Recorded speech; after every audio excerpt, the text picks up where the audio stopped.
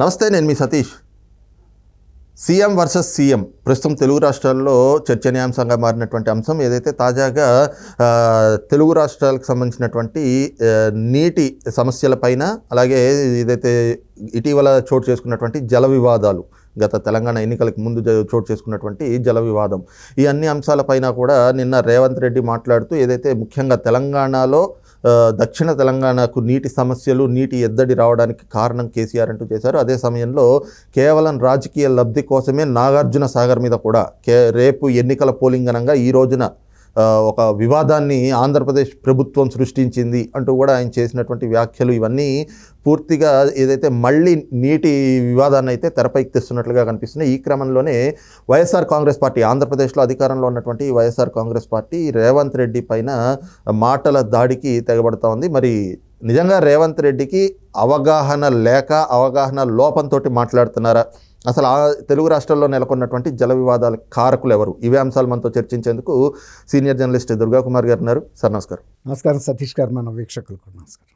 Sir, Revanth Reddy నిన్న కొన్ని సంచలనమైనటువంటి వ్యాఖ్యలు చేశారు. ఏవైతే తెలంగాణలో ఉన్నటువంటి సాగునీటి ప్రాజెక్టులు కావచ్చు, తెలుగు రాష్ట్రాల మధ్య జల వివాదాలు కావచ్చు, వీటిపైన ఆయన చేసినటువంటి వ్యాఖ్యల్ని మీరు ఏ విధంగా చూస్తారు? ఈ రోజున వైసీపీ ముఖ్యంగా చూస్తే రేవంత్ రెడ్డి అవగాహన లోపంతో మాట్లాడుతున్నాడు, రేవంత్ రెడ్డి రెచ్చగొట్టే వ్యాఖ్యలు చేస్తున్నాడు, రేవంత్ రెడ్డి ఆంధ్రప్రదేశ్ ప్రభుత్వాన్ని, జగన్మోహన్ రెడ్డిని ఈరోజు నాగార్జున సాగర్ మీద రా, మనం చూసుకుందాం అంటూ ఆయన చేసినటువంటి వ్యాఖ్యలు చాలా దారుణంగా ఉన్నాయి అంటూ వాళ్ళు చేస్తున్న వ్యాఖ్యల్ని ఎలా అర్థం చేసుకోవాలి? ఒకటి సతీష్ గారు, ఇప్పుడు యాక్చువల్గా తెలంగాణ ఏర్పాటు అనేది కేసీఆర్ గారు నీళ్లు, నిధులు, నియామకాలు అనే ఒక నినాదం మీద తీసుకొచ్చాడు. అవును, ఆయనకి తెలంగాణ రాష్ట్రం ఏర్పడటం ముఖ్యం తప్ప ఇవన్నీ కూడా పెద్ద అంశాలు కాదు ఆయనకి.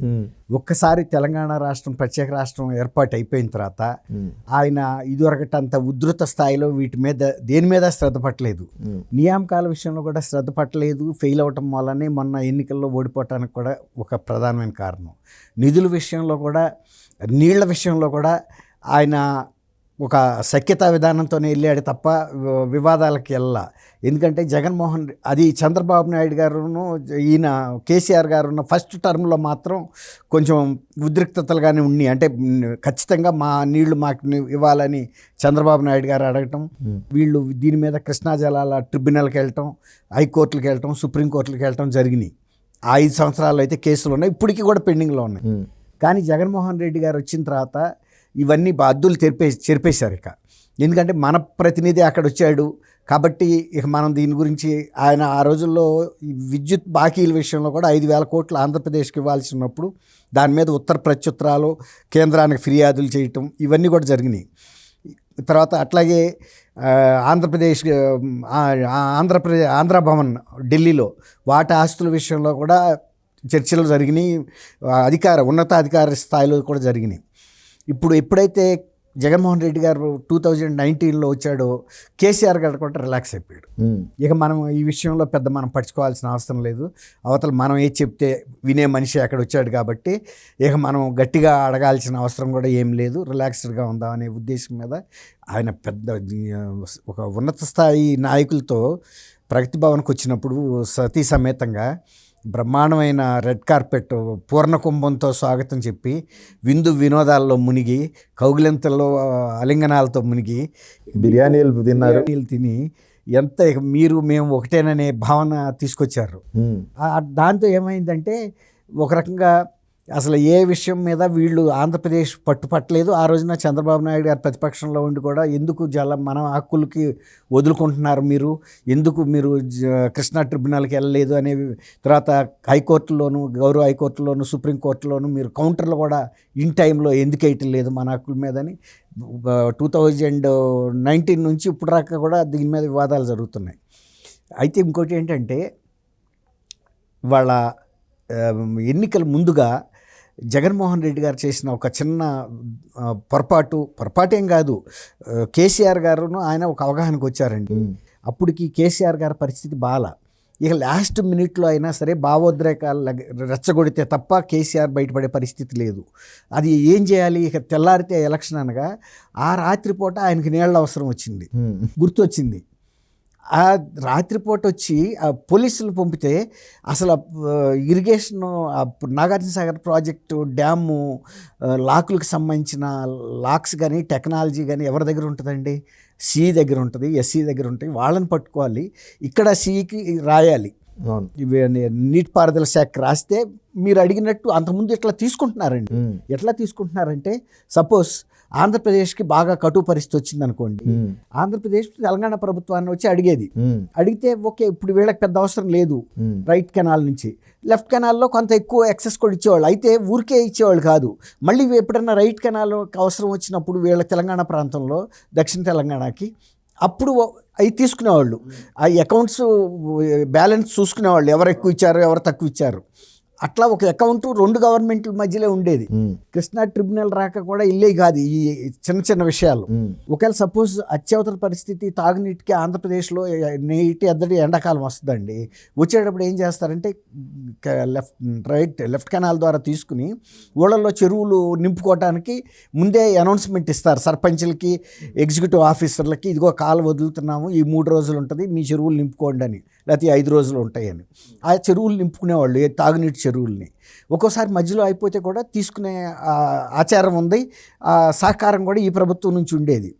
ఇప్పుడు ఏమైందంటే మొన్న ఈ ఎలక్షన్ రోజు కరెక్ట్గా తెలంగాణ ఎలక్షన్ తెల్లారి జరుగుతుందనగా ఆయన ఈ భావోద్రేకం సృష్టించడానికి ఒక 800 నుంచి 1000 మంది పోలీసులు, సాయుధ పోలీసుల్ని నాగార్జున సాగర్ డ్యామ్ మీదకి దింపాడండి. అవును. దింపేటప్పటికి నాగార్జున వాళ్ళు ఏమనుకున్నారంటే తెలంగాణలో చాలా తీవ్ర భావోద్రేకం వస్తుంది, ఆంధ్ర వాళ్ళు వచ్చి అంతకుముందు రాజశేఖర రెడ్డి గారు శ్రీశైలం ప్రాజెక్ట్ నుంచి కూడా అట్లా అనధికారికంగా తీసుకెళ్ళిపోయాడు పగలగొట్టి ప్రాజెక్ట్ అని ఒక ఇది వచ్చింది. అటువంటి భావన వస్తుందని ప్రయత్నించారు. కానీ తెలంగాణ వాళ్ళు ఇక ఒక మార్పు చేయాలి ఈ ప్రభుత్వాన్ని, భారతీయ రాష్ట్ర సమితి కేసీఆర్ గారు ప్రభుత్వాన్ని మార్చాలనే ఒక నిర్ణయానికి వచ్చేసి ఆ నిర్ణయం మీద దృష్టి పెట్టారు.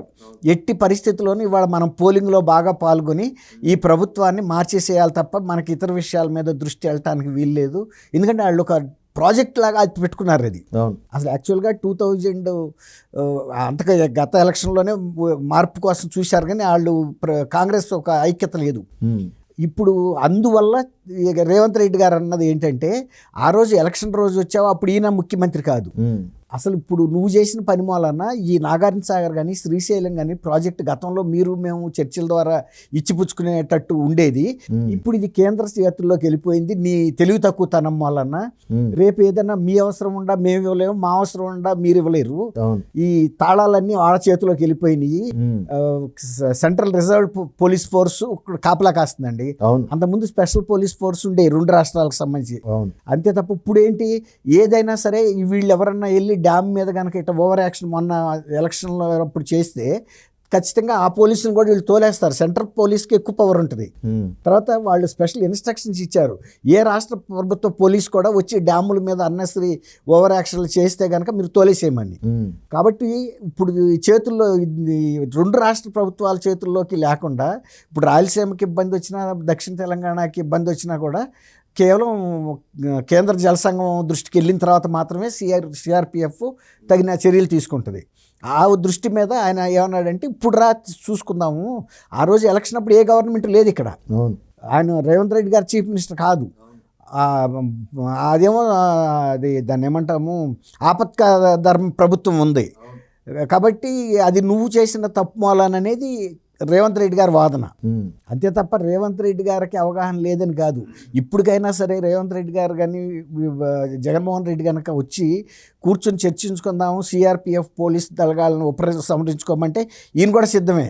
ఎందుకంటే అది 2 రాష్ట్ర ప్రభుత్వాలకి మంచిది. ఎప్పుడు ఎవరికి అవసరం ఉన్నా కూడా కాల యాపన లేకుండా త్వరగా ఒక పరిష్కారం దొరుకుతుంది. ఇప్పుడు రేవంత్ చేస్తున్నటువంటి వ్యాఖ్యలతో జగన్మోహన్ రెడ్డి అసమర్థత, అలాగే రాజకీయ కుట్ర ఇవన్నీ కూడా ప్రజలకు అర్థమవుతాయి. కాబట్టే ఈ రోజున రేవంత్ రెడ్డి మీద ఈ విధంగా అటాకింగ్ చేస్తున్నారు అనుకోవాలా? ఇప్పుడు వీళ్ళిద్దరు కూర్చుంటే ఇప్పుడు కరువు ఎంతకాలం ఉండే నీటి ఎద్దడి వచ్చింది. ఇది మనం కేంద్రానికి చెప్పి వాళ్ళు ఇన్స్ట్రక్షన్స్ ఇచ్చి ఇదంతా అయ్యేటప్పటికి కరువు వచ్చి జనం అల్లాడిపోతారు, పశువులు కూడా అల్లాడి మాడిపోతాయి. అదే గతంలో అయితే విత్ ఇన్ అవర్స్లో అడగంగానే రిలీజ్ చేసేవాళ్ళు, మనకి నీళ్ళు అంతా ఉంటే అట్లాగే వాళ్ళకి అవసరం వచ్చినప్పుడు కూడా మన వాళ్ళు ఒప్పుకుని రిలీజ్ చేసేవాళ్ళు. అంతా అకౌంట్ ఫర్రే కదండి, ఎన్ని క్యూసెక్స్ వదిలారు లేకపోతే ఎన్ని టీఎంసీలు వాటర్ వదిలారు అనేది లెక్క ఉంటుంది అక్కడ, దాని ప్రకారం ఉండేది. ఇప్పుడు కేంద్రంలోకి వెళ్ళిపోయింది అంతే, అది జరిగింది. రైట్, ఇది చూస్తున్నాం కదా, ఏదైతే ఈ రోజున తెలుగు రాష్ట్రాల మధ్య నీటి యుద్ధం కావచ్చు, లేదంటే ఈ జల వివాదాలకు కావచ్చు, ఇవన్నీ కూడా కేవలం పరిష్కరించుకునేటువంటిది రెండు రాష్ట్రాల ప్రభుత్వాల మధ్యన ఉండేది. ఈ రోజున ఆ అవకాశం లేకుండా చేసింది జగన్మోహన్ రెడ్డి, కేసీఆర్. ఇవే అంశాలని ఈ రోజున రేవంత్ రెడ్డి ప్రస్తావిస్తున్నారు. ఇవి ఏదైతే రేవంత్ రెడ్డి చేసేటువంటి వ్యాఖ్యలు, ఆయనకి రేపు ఎన్నికలు రాబోతున్నాయి కాబట్టి జగన్ అసమర్థత ఏమిటి అన్నది ప్రజలకి అర్థమైతే అది రాజకీయంగా ఎదురు దెబ్బ తగిలేటువంటి ప్రమాదం ఉంది. కాబట్టి ఈ రోజున రేవంత్ రెడ్డి పైన ఈ విధంగా మాటల దాడికి వైసీపీ తెగబడుతుంది అన్నటువంటి భావన అయితే కనుక సీనియర్ జర్నలిస్ట్ దుర్గా కుమార్ గారు వ్యక్తం చేస్తూ ఉన్నారు. Thank you sir. నమస్కారం సతీష్ గారు, వీక్షకులకు.